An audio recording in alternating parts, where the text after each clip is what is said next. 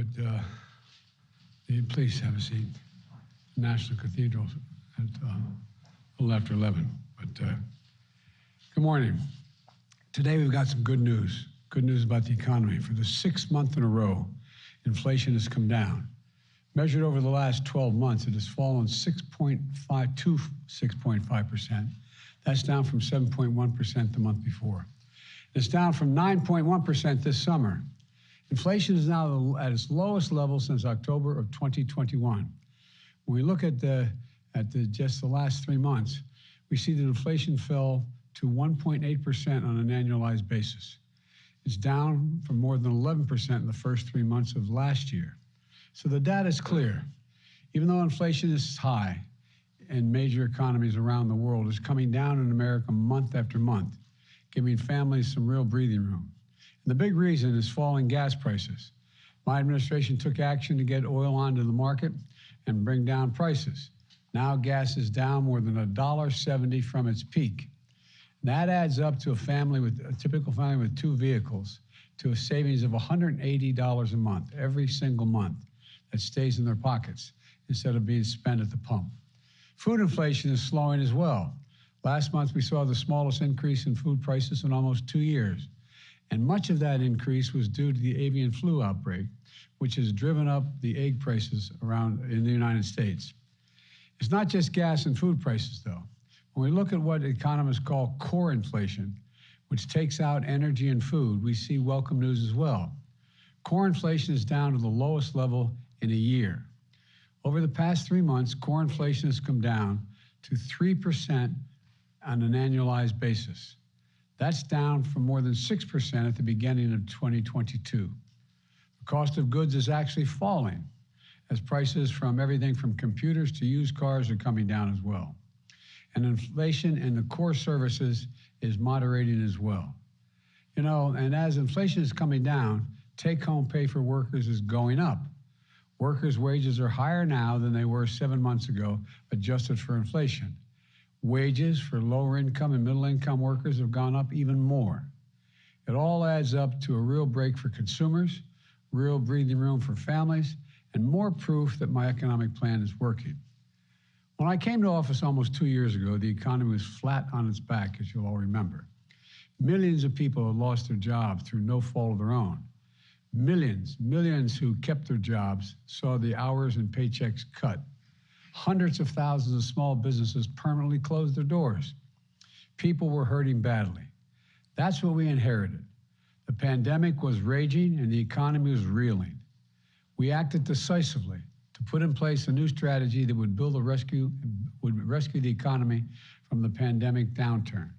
At the same time, we laid the foundation for a stronger, more resilient economy for decades to come. An economy that grows from the bottom up and the middle out. Now 2 years in, it's clearer than ever that my economic plan is actually working. Here's what we've learned just last week. Unemployment is the lowest it's been in 50 years. I'll say that again, the lowest unemployment rate in a half a century. My first 2 years in office were the 2 strongest years for job growth on record. We created nearly 11 million jobs, including 750,000 manufacturing jobs. And there were 2 of the strongest years ever for small business creation as well. And today, unemployment rate is near record for lows for blacks and Hispanic. Black and Hispanic workers, near record lows.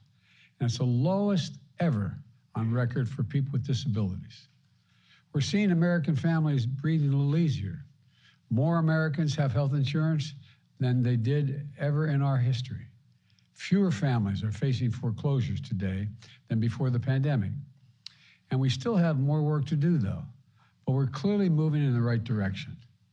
And there's more breathing room in store for American workers and families. Starting last week, as of January 1, a month's supply of insulin is now capped at $35 for seniors on Medicare. Some were paying hundreds of dollars every month for their insulin, but not anymore. Starting last week, if Big Pharma raises prices faster than inflation, they're going to face big penalties. Starting last week, Americans can get tax credits when they install energy-efficient appliances in their homes, like heat pumps or solar panels, or when they buy electric vehicles. These were all pieces of what that big law that we passed last year. Now they're kicking in, and Americans are starting to feel the benefits in their everyday lives. But that's not all. We're seeing historic investments in American manufacturing turn into new factories and new jobs from Arizona, Ohio, Georgia, New York. Companies have announced nearly $300 billion in manufacturing investments here in the United States since I became president. Instead of exporting jobs like we did for decades, we're now creating jobs and exporting product. Creating jobs and exporting product. That's the idea. Now the House has elected a new speaker. I can call him and congratulate him. I'm ready to work with him, or any Republican Congress, to make progress for the American people. But like many Americans, I was disappointed that the very first bill the Republicans in the House of Representatives passed would help wealthy people and big corporations cheat on their taxes at the expense of ordinary middle-class taxpayers. And it would add $114 billion to the deficit. Their very first bill. House Republicans campaigned on inflation. They didn't say if elected their plan was to make inflation worse. Plus, House Republicans have introduced another bill, blocking action that would help lower gas prices and help consumers. And on top of that, House Republicans are preparing to vote on a national sales tax bill. National sales tax, that's a great idea. It would raise taxes on the middle class by taxing thousands of everyday items from groceries to gas, while cutting taxes for the wealthiest Americans. And if I'm not mistaken, what they've introduced, it also would totally eliminate the IRS. Feels good, except all gonna be sales tax. Go home and tell your moms. They're gonna be really excited about that. Come on. Is this how House Republicans are starting a new term? Cutting taxes for billionaires? Raising taxes for working families? Making inflation worse? Well, let me be very clear. If any of these bills make it to my desk, I will veto them. I will flat veto them. I'm ready to work with Republicans, not this kind of stuff. If they try to cut Social Security and Medicare, which Americans have been paying into every paycheck since they've ever got their first paycheck, I'll use my veto pen to stop that as well. But if Republicans want to work together on real solutions, so lower inflation, create more jobs, build an economy that works for everyone, I'm ready. Let me close with this. Today's inflation numbers are good news about our economy. We have more work to do, but we're on the right track. We're seeing bright spots across the country where great things are happening. Roads and bridges are being built. Factories are coming online. People back to work again. Families breathing a little bit easier. That's why I can honestly say, you've heard me say this before, and I mean it from the bottom of my heart, I've never been more optimistic about America's future than I am today. We just have to remember who in God's name we are. You've heard me say it many times. This is the United States of America.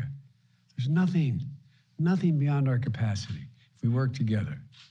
So God bless you all, and may God protect our troops. Mr. President, thank you, Mr. President. Mr. President, okay. Classified material next to your Corvette, what were you thinking? Let me, I'm going to get a chance to speak on all this, God willing, soon. But as I said earlier this week, people, and by the way, my Corvette's in a locked garage, okay? So it's not like you're sitting out in the street. So but at any rate, was in a locked garage. Yes, as well as my Corvette. But as I said earlier this week, people know I take classified documents and classified materials seriously. I also said we're cooperating fully and completely with the Justice Department's review. As part of that process, my lawyers reviewed other places where documents from my time as vice president were stored, and they finished the review last night. They discovered a small number of documents of classified markings in storage areas and file cabinets in my home and my personal library. This was done in the case of the Biden Penn. This was done in the case of the Biden Penn Center. The Department of Justice was immediately, as was done, the Department of Justice was immediately notified, and the lawyers arranged for the Department of Justice to take possession of the document. So we're going to see all this unfold. I'm confident. Thank you very much. How you doing? Good to see you. How's the first lady? How's the first lady, sir? How's the first lady? She's doing really well.